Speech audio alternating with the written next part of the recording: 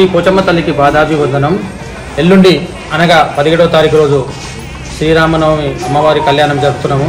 దయచేసి బస్తీ వాసులు మరి ఎలక్షన్ కమిటీ సభ్యులు అందరూ దయచేసి ఈ యొక్క శ్రీరామనవమి అమ్మవారి కళ్యాణము రంగరంగ వైభవంగా అందరం కలిసి చేద్దామని చెప్పి కోరుతున్నాను.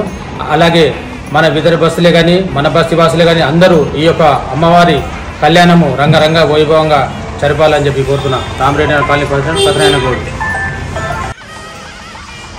జై శ్రీరామ్. రామరెడ్డి నగర్ పోచమ్మ తల్లికి పాదాభివందనం. శ్రీ కోదినాథ సంవత్సరం 17వ తేదీ ఏప్రిల్ శ్రీరామనవమి.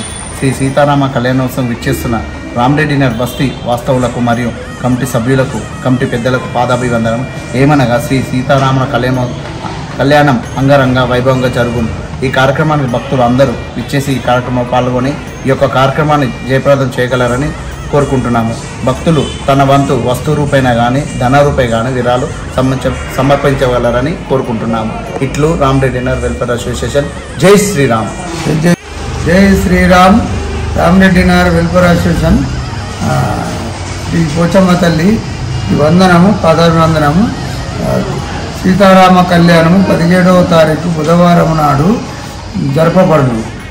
భక్తులందరూ అధిక సంఖ్యలో రావాలని కోరుచున్నాము.